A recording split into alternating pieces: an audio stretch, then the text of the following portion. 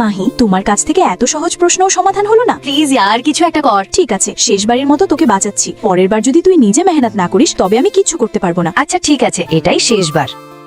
আমি রাজীব স্যারের ভাইপো, উনি কোনো কাজে বাইরে গেছেন, তাই আজ আমি তোমাদের পড়াবো। আরে, এ তো আমার স্কুল ফ্রেন্ড সমর।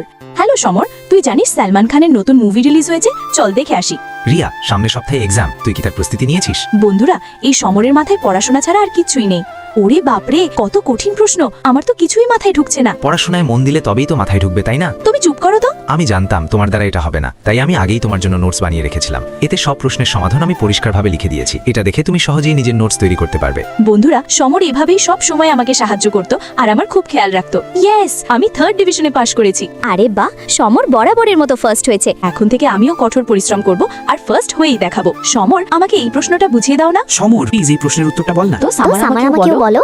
এমনটা করি আমি পরে জিজ্ঞাসা করি। তারপর যখন আমি সমরের কাছে প্রশ্ন নিয়ে যাচ্ছিলাম তখনই সমর আমার বন্ধু, প্লিজ এই প্রশ্নের উত্তরটা বল না। তোর কাছ থেকে এত সহজ প্রশ্ন সমাধান হলো না? 1 নম্বরের গাধা তুই। তখনই আমার নজর রাহুলের প্রশ্নের ওপর পড়লো। ওটা ঠিক সেই প্রশ্নটাই ছিল যেটা আমি সমরকে জিজ্ঞেস করতে যাচ্ছিলাম।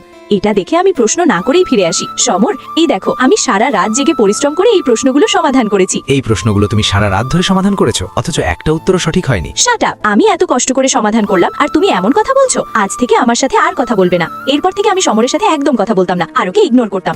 একদিন আমি যখন ক্লাসে আসছিলাম দেখলাম সমর সবাইকে অঙ্ক বুঝিয়ে দিচ্ছে। আমি সেখান থেকে চলে যেতে নিলেই সমর আমার ব্যাগ ধরে টেনে ধরে। লিয়া, তুমি আমার সাথে কথা বলছো না কেন? আমি দেখছি তুমি আমাকে ইগনোর করছো। তুমি কে আমাকে এটা জিজ্ঞেস করার? ঠিক আছে, যদি আমি কেউ না হই তবে আজ থেকে আমি তোমাকে আর কখনো বিরক্ত করব না। আমি যাচ্ছি, আর কখনো ফিরে আসবো না। সেই দিনের পর আজ পুরো 3 বছর পর আমি সমরকে দেখছিলাম। সমর, তোমার কারণেই আজ আমি কলেজে টপ করেছি। মানুষ পরিশ্রম করলে সবকিছু অর্জন করতে পারে। সত্যি? তুমিও কি? আমি তো আগে থেকেই তোমার ছিলাম, শুধু তুমি বুঝতে পারোনি। এই হাসির জন্য আমি সারা জীবন তোমার দিওয়ানা হয়ে থাকতে পারি। যদি তোমার অনুমতি থাকে তবে এই গোলাপি ঠোঁটে কি একটা চুমু আঁকতে পারি? শাট আপ, বদমাশ কোথাকার। বন্ধুরা, লাইক সাবস্ক্রাইব করে কমেন্টে জানান আমার কি সমরকে টিস করতে দেওয়া উচিত।